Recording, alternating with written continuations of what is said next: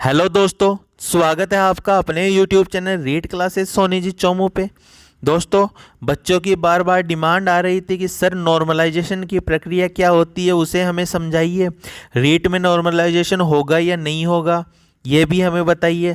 Sir number कम और ज़्यादा कैसे होते हैं, पेपर के स्तर का क्या फ़र्क पड़ता है। दोस्तों, इन सभी सवालों का जवाब आपको इस वीडियो में मिल जाएगा। तो दोस्तों, अगर आप चैनल पे नए हैं तो चैनल को सब्सक्राइब करना, क्योंकि यहाँ पर आपको रीड थर्ड ग्रेड से जुड़े हुए राजस्थान जीके के जो कंप्लीट टॉपिक है, वनपाल से जुड़े हुए, सेकंड ग्रेड से जुड़े हुए सारे टॉपिक आपको यहाँ पे मिलेंगे और एग्जाम से जुड़े हुई प्रत्येक जानकारी भी मिलेगी। दोस्तों, बिना टाइम खराब किए स्टार्ट करता हूँ आज का वीडियो। दोस्तों, बोर्ड परीक्षा की प्रत्येक पाली में प्रश्न पत्रों के विभिन्न सेटों का उपयोग करेगा। इस परीक्षा के सभी हितधारकों के ध्यान में लाया जाता है कि यह सुनिश्चित किया जाता है कि मेहनत की गई है कि प्रश्नों के कठिनाई स्तर और पाठ्यक्रम का कवरेज प्रत्येक प्रश्न सेट में तुलनीय बना रहे। मतलब बोर्ड के द्वारा यह ध्यान रखा जाता है कि 3 से 4 पाली में जो एग्जाम लिए गए हैं वो समान लेवल के हो, कोई ज़्यादा कठिन और कोई ज़्यादा इजी भी ना हो। इसके अलावा निष्पक्षता सुनिश्चित करने के लिए बोर्ड प्रश्न पत्रों के सेटों को कठिनाई स्तर में भिन्नता, क्या कठिनाई स्तर में भिन्नता यदि कोई हो तो उसके लिए सामान्यकरण की प्रक्रिया अपना सकता है। दोस्तों, जैसे रीट में आपके कितने पेपर लगे, 4, जिनमें लेवल फर्स्ट का आप छोड़ दो, लेवल सेकंड के 3 पेपर है। तो दोस्तों, 3 पेपर में लोग बता रहे हैं कि 23 तारीख का पेपर थोड़ा हार्ड था और 24 तारीख के पेपर थोड़े इजी थे दोस्तों। तो दोस्तों, बोर्ड उसके अंदर सामान्यकरण यानी नॉर्मलाइजेशन की प्रक्रिया अपना सकता है। ठीक है। रीट 2022 के विज्ञापन में बिंदु 7.10 पर परीक्षा के विभिन्न दिनांकों व विभिन्न पारियों के होने के कारण प्रत्येक पारी में अलग अलग प्रश्न सेट द्वारा आयोजित की जाएगी क्या हो गई वो। तो परीक्षा परिणाम तैयार करने में यह आवश्यकता रीट कार्यालय नॉर्मलाइजेशन या स्केलिंग प्रक्रिया अपना सकता है। तो दोस्तों, आपके पहला जो सवाल था उसका जवाब मिल गया होगा कि नॉर्मलाइजेशन होगा या नहीं होगा। तो दोस्तों, अगर बोर्ड को लगा कि 23 तारीख का पेपर हार्ड था 24 तारीख के पेपर की तुलना में, तो दोस्तों 100% नॉर्मलाइजेशन की प्रक्रिया होगी और 5 से 7 नंबर का 23 तारीख वालों को प्रॉफिट और 24 तारीख वालों को नुकसान होगा दोस्तों। ठीक है, 5 से 7 नंबर का 23 तारीख वालों को प्रॉफिट होगा और 24 तारीख वालों को लॉस हो सकता है दोस्तों, क्योंकि बोर्ड ने साफ साफ लिखा है परीक्षा परिणाम तैयार करने में यथा आवश्यकता रीट कार्यालय नॉर्मलाइजेशन अर्थात स्केलिंग प्रक्रिया अपना सकता है दोस्तों। आगे इसकी जानकारी मैं आपको बता देता हूं कि नॉर्मलाइजेशन के प्रमुख प्रभाव क्या है। मतलब कोई बच्चे पूछ रहे थे ना सर नॉर्मलाइजेशन कैसे होता है, इसका क्या फ़र्क पड़ता है। तो दोस्तों, पहला फ़र्क है इसका, जो उम्मीदवार ये सोचते हैं कि उन्होंने अपनी पाली में न्यूनतम अंक प्राप्त किए हैं वे भी अच्छे अंक प्राप्त कर सकते हैं। मतलब 23 तारीख के किसी के 83 नंबर आए, हार्ड पेपर था, तो उसके 7 नंबर बढ़ गए तो उच्च अंक आ गए, मतलब 90 हो गए, उसकी रीट क्लियर हो गई। ठीक है। जो उम्मीदवार सोचते हैं कि उच्च अंक प्राप्त कर सकते हैं वास्तव में कम या सामान्यकृत अंक प्राप्त करेंगे। जैसे किसी का पेपर 24 तारीख को था और उसके 94 नंबर आ रहे हैं, तो मान लो पेपर का स्तर के पता चला कि उसके 7 नंबर कम कर लिए तो उसके 86 नंबर हो गए। मतलब कम भी हो सकते हैं और ज़्यादा भी हो सकते हैं। जिसका पेपर हार्ड था उसके तो 7-8 नंबर बढ़ जाएंगे, जिसका पेपर कम था उसके 7-8 पेपर, मतलब जिसका पेपर हार्ड था उसके तो कम हो जाएंगे, जिसका ईजी था उसके बढ़ जाएंगे। सॉरी, मैं गलत बोल रहा हूँ शायद। जिसका पेपर हार्ड था उनके तो 4-5 नंबर बढ़ जाएंगे और जिनका पेपर इजी था उनके 4-5 नंबर कट जाएंगे। उम्मीदवार का चयन करने के लिए बहुत तेज और आसान प्रक्रिया होगी।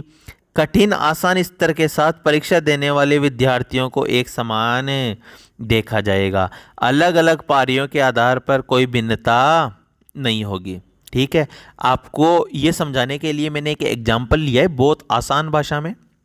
एग्जाम्पल देखो आप, उदाहरण के तौर पर 150 नंबर के एग्जाम में पहले दिन का पेपर हार्ड रहा, मान लो 23 तारीख का पेपर हार्ड रहा, और कोई कैंडिडेट 100 नंबर ले आया, मतलब कितने नंबर आए कैंडिडेट के 100। वहीं दूसरी पारी का पेपर आसान रहा और स्टूडेंट के कितने नंबर आ गए भाई, 130 नंबर आ गए। ऐसे हर पारी में स्टूडेंट के मार्क डिफरेंस की तुलना की जाएगी, फिर उसका एक फॉर्मूले के औसत निकाला जाएगा, और औसत 30 नंबर निकला तो इसे 10 नंबर 100 नंबर लाने वाले अभ्यर्थी के फाइनल नंबर के साथ जोड़ देते हैं। मतलब ये हो जाता है जिसके 70 नंबर हैं उसके तो 30 जोड़ देंगे, उसके तो हो जाएंगे 100, और जिसके 120 नंबर हैं उसके घटा देंगे, उसके कितने हो जाएंगे 90।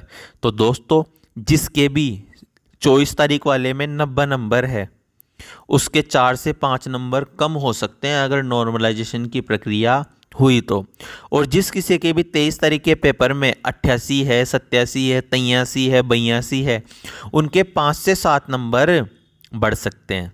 ठीक है दोस्तों, आगे था कि सर आगे क्या होगा थर्ड ग्रेड में। तो राजस्थान थर्ड ग्रेड टीचर 2022 के लिए रीट पास करना आवश्यक है। यहाँ पर आपको बता रहे हैं कि रीट राजस्थान थर्ड ग्रेड परीक्षा के लिए कैसे जरूरी है। सबसे पहले रीट परीक्षा का आयोजन किया जाएगा। इस रीट परीक्षा पास करने वाले व्यक्तियों को ही राजस्थान थर्ड ग्रेड की मेन एग्जाम में बुलाया जाएगा। मतलब जिसने रीट क्वालिफाई की है उनको ही थर्ड ग्रेड की एग्जाम देनी पड़ेगी। राजस्थान के थर्ड ग्रेड मेन एग्जाम में बैठ नहीं सकते जिन्होंने रीट क्वालिफाई नहीं की है, इसलिए सबसे पहले आपको रीट परीक्षा पास करना होगा। ठीक है, क्या करना पड़ेगा, रीट परीक्षा पास। दोस्तों लोग बच्चे पूछ रहे थे सर पासिंग मार्क्स कितने चाहिए, वो भी मैं आपके लिए लेके आया हूँ। दोस्तों आपको सामान्य जो कास्ट है, ठीक है, जनरल में, उनको न्यूनतम 60% नंबर चाहिए। मतलब कितने नंबर चाहिए, 90 नंबर चाहिए दोस्तों। कितने, 90। अनुसूचित जाति को चाहिए 55%, यानी 83 नंबर। कितने नंबर चाहिए, 83 नंबर। तो आपकी SC हो, OBC हो, MBC हो या EWS हो, इनको भी दोस्तों 83 नंबर ही चाहिए, यानी 55% ही चाहिए। कितने चाहिए, 55%। समस्त श्रेणी की विधवा व परित्यक्ता महिलाओं और भूतपूर्व सैनिकों कितने, 50% नंबर। कितने दोस्तों, 50% नंबर चाहिए, मतलब 75 नंबर मान के चलो। दिव्यांग और निशक्तजन श्रेणी को 40% नंबर चाहिए दोस्तों, मतलब 60 नंबर। और सहरिया जनजाति के जो व्यक्ति है उनको न्यूनतम 36% अंक चाहिए।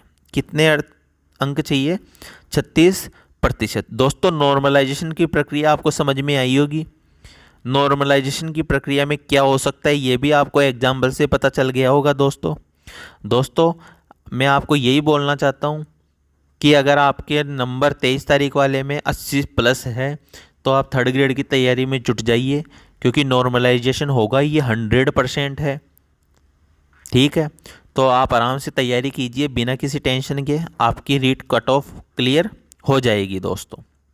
ठीक है, और आप राजस्थान जीके अगर तैयार करना चाहते हो तो हमारे चैनल से जुड़ सकते हैं। निःशुल्क हमारा राजस्थान का जीके रहेगा, इसमें आपको 100% वेल मटेरियल उपलब्ध करवाया जाएगा दोस्तों। ठीक है दोस्तों, चैनल पे नए हैं तो चैनल को सब्सक्राइब करना और कमेंट सेशन में बताइएगा कि आपको ये जानकारी कैसी लगी।